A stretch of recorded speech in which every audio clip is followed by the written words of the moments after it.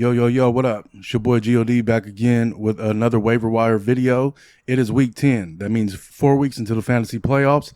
And if you're struggling, we got some guys for you. First, we're downs, baby. You know what it is. Let's get it.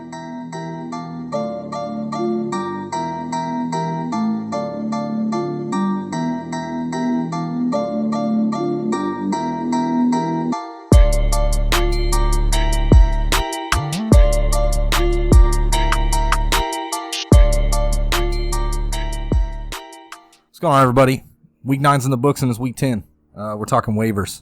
And last week you saw some pretty crazy games. I mean, the Packers getting whooped on. Ridiculous. Nobody saw that. I mean, it was insane. And like we called it, the Ravens were too much for the Patriots on Sunday Night Football. And then you had some close-knit games that we had feelings on, you know. So anyway, we're gonna head right into it. Dive into the waiver wire. And we're going to start with the running back position. And for me, the number one running back I would say is Ronald Jones. I mean, Bruce Arians came out today, and he offered his thoughts of pretty much stating that Ronald Jones is going to be the starter.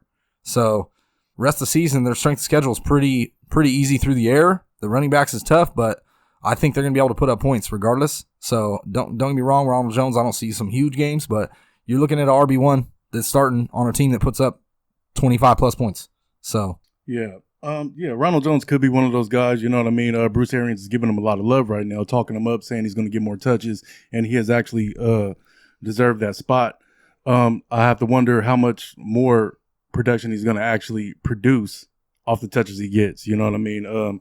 He's not exactly a workhorse type of running back, but he is a good pickup if you're in the spot and you need a guy. Kalen Ballage is also another one of those guys where, you know, we're like a year and some change removed from Barkley, Nick Chubb, and Kalen Ballage killing the combine. So, you know, he's one of those guys while Mark Walton is out on the Miami Dolphins and Preston Williams out, that they might lean more towards the running game. So Kalen Ballage is one of the guys with a strength of schedule, a pretty good strength of schedule out as the 11th. Yeah, you know what I'm saying? So I would be looking to pick up one of those guys. But for me, also, with the Le'Veon Bell situation and his knee, they're saying he's good, but you have to wonder with them paying him so much, is he going to miss some time in this with them, especially being pretty much out of the playoffs already, you know what I mean? So Ty Montgomery is a guy that we've seen in Green Bay produce on the run game and through the air. So, you know, that's one guy to pick up on speculation. If you have a spot on your roster, I would be picking up Ty Mont easily. You know, another thing is there's a couple of low end RB1s out there that's viable for you to go get in trades right now. You look at David Montgomery, has the number one strength of schedule out at this point for the rest of the season. Adrian Peterson with the number 2, and Darius Geis almost ready to come back as well. And these guys have been producing. So those are guys that you could possibly be looking for in a trade. And also guys like Phillip Lindsay and Royce Freeman as well. They have the number 4 strength of schedule out. So those are all the kind of running backs I would be targeting right now, week 10. You know, we're 4 weeks out until fantasy playoffs. So if you got to make a decision, you better make it now.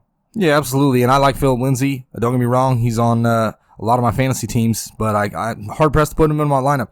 I've had a hard time with him struggling in big-time spots. I mean, in the playoffs also, he's got Kansas City, Houston. That's playoff matchups. Yeah, that's his playoff matchups. And you already saw with Kansas City how they got ran all over for 3-4 weeks. Phil Lindsay comes out 30 yards, you know? So it's like, man, am I really going to put him in my lineup and put my trust in Phil Lindsay? Me personally, I cannot. I have a love-hate relationship with him. But don't get me wrong, the matchups are there. He's definitely a guy that you want to be looking for. So, yeah, Darius Geis also, they announced it week 11 he will be cleared to play.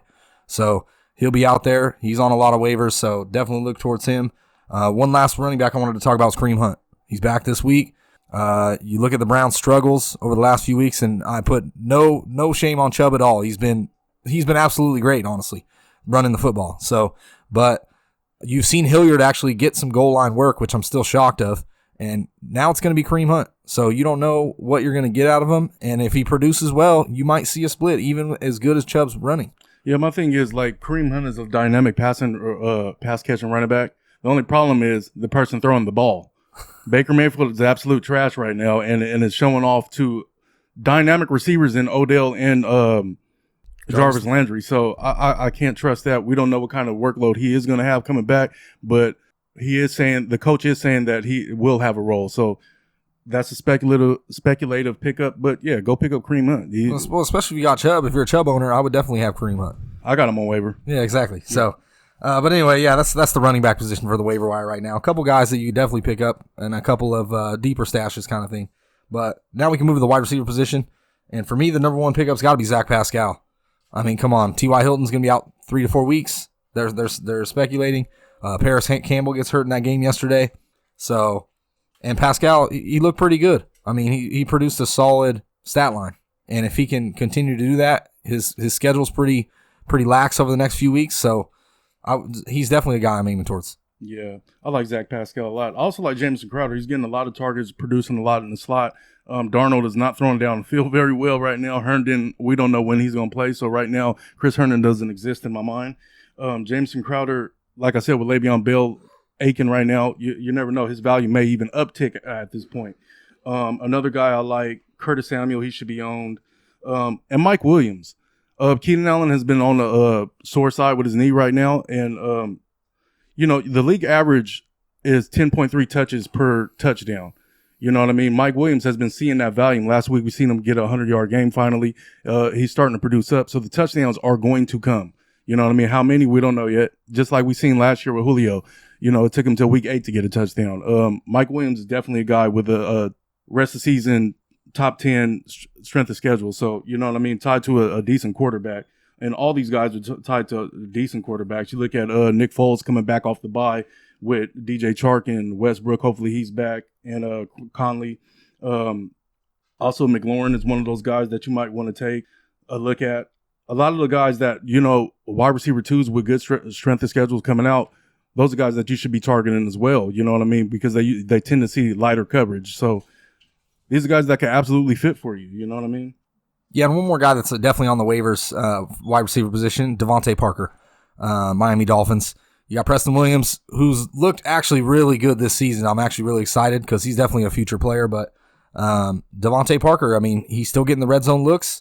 And with Preston Williams out, the strength of schedule is easy for the wide receiver position for the whole Dolphins team. They have a pretty lax strength schedule in the back half. So Devontae Parker's definitely a guy, Madden. And then, like you said, Curtis Samuel, Mike Williams. These are all trade guys. Yeah. Guys you more than likely aren't on your waiver, but be able to trade for them. I mean, and it won't cost you as much as like trying to go trade for the number one on that team. You know what I mean? Yeah. So, and the thing with Curtis Samuel too is 3 of the next 5 weeks. I want to say he's got 2 games against Atlanta, a game against Washington. Beast. You know what I mean? It's like those should be blowout games. So even in a divisional tough matchup, Falcons have been horrible, and you already saw the Redskins. They can't defend anybody. So yeah.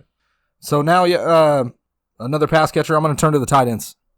There's only one tight end I want to talk about. It's got to be the Dolphins, Mike Gesicki. And the thing about him is you saw him last year come out of college, just a physical specimen that how rookies are. Tight ends especially, they struggle. But you're starting to see that little bit of chemistry build with Ryan Fitzpatrick. Last week, 6 catches, I want to say, 95 yards. Yeah, and his metrics are better than any tight end in the league almost, you know what I mean, even over O.J. Howard. So that's a guy who's scary, you know what I mean? I can honestly see him producing all the way out, you know what I'm saying? Especially with Preston Williams being out. It's like they got to rely on Albert Wilson. Albert Wilson is definitely a sleeper. We've seen him blow up a couple years ago, and he seemed to be a good possession receiver. And then since then, he's been his career's just been completely injury riddled. So that's a guy that Fitzpatrick can start a rapport with and start to trust. You know what I mean? Yeah, but I definitely like Gesicki as definitely an ad. The tight end position's pretty weak, and it's hard to trust anybody. But the Dolphins' defense is terrible. More than likely, they're going to be throwing the football a lot. Kalen Ballage, you don't know what you're going to get out of him. You know what I mean? So you saw Fitzpatrick last week, and I like him this week as a waiver too. But 3 touchdowns last week in the first half. Top 5 fantasy quarterback last week. So, and the strength of schedule for him, for the Dolphins in general, is lax for fantasy purposes. So, definitely a tight end I'm definitely looking for is Gesicki. And one defense I want to talk about that you're going to stream, if you're going to stream a defense, is going to be the New York Giants, obviously, playing the Jets. The Jets did not look good at all. Absolutely horrible. So, even though the Giants' defense hasn't been strong, they've actually, over the last few weeks, played better. Yeah. And you look at Monday night, they played pretty well until the end. You know what I mean? Yeah. So, this is definitely a defense I'm streaming this week. The Jets, man, I don't know what's going on with Sam Darnold, but also that Baltimore defense, if they're not owned, you know what I mean? They kind of put the work to Tom Brady and those Patriots Sunday night, which we called. Well, of course. I mean, that's the thing with the Patriots offense. We knew it wasn't strong, but they've always been consistent, and that's the thing. They just lack the firepower. But anyway, a couple quarterbacks I want to look ahead towards, especially for the playoffs, fantasy playoffs. They're around the corner, and I got 3 on my list. I would say 4. Let's put Fitzpatrick on there. I like Ryan Fitzpatrick for the playoffs. 14, 15, 16. He's got the Giants, the Bengals, and the Redskins, I want to say. Something like that. 3 cakewalk matchups for the quarterback position. Should be a lot of points in those games. I also, on the flip side, like Daniel Jones. It's a similar situation, just the matchups in general. And one other guy, also Ryan Tannehill. 3 straight weeks, he's had over 20 fantasy points. Number 3 strength of schedule out for the quarterback position. Yes, sir. So that's another quarterback. And Kyle Allen. Today we found out we got some news. Cam Newton's out for the season, pretty much placed on IR. Yeah. Kyle Allen is in the same boat with Curtis Samuel, DJ Moore, where they got 2 games against Atlanta and Washington in the next 5 games. So that's 3 potential games where he could have 25 plus fantasy points. For me, it's all about Jameis Winston. Yeah, he's going to turn over the ball. We know that. He has the number 1 strength of schedule out. Dynamic receivers, Mike Evans and Chris Godwin. You don't know which tight end yet, you know what I mean? Because all of their tight ends, even their 3rd string tight end is hurting right now. But he's going to see a ton of volume. I'll be starting him rest of the season if I had to. Nick Foles is another guy. He has DJ Chark, Dede Westbrook. Hopefully he's coming back soon. Chris Conley's been emerging the last few weeks. He likes to throw to the tight end as well. So Jeff Swain, who's also been getting a little bit of production, Leonard Fournette could catch out of the backfield. They're paying that man big dollars to replace Blake Bortles. You know what I mean? Unfortunately, Gardner Minshew just, he's a rookie right now. You know what I mean? He's going to be good. Job, probably. Yeah. So we finally get to see Nick Foles in full action. And those are the 2 quarterbacks I'll be taking for the rest of the season if I had to. Yeah, absolutely. See, that's week 10. That's the waiver wire. Like I said, Ronald Jones, guys. You got some speculated abs, Ty Mont, Kareem Hunt. Then wide receivers, Zach Pascal, Devontae Parker. And then obviously you want to aim towards those strength of schedule guys. It's coming up on the trade deadline in fantasy, I want to say, within the next couple weeks. So you want to aim towards guys to get you into the playoffs. And on top of that, smash playoffs, especially if you're way ahead in your league. Yeah. Well, it's been week 10. Waiver wire, go get you some. As always, it's G-O-D. B. Scott. Hey, and if you like this video, go ahead and turn that thumb blue, subscribe, and hit that bell. You know what it is. We out.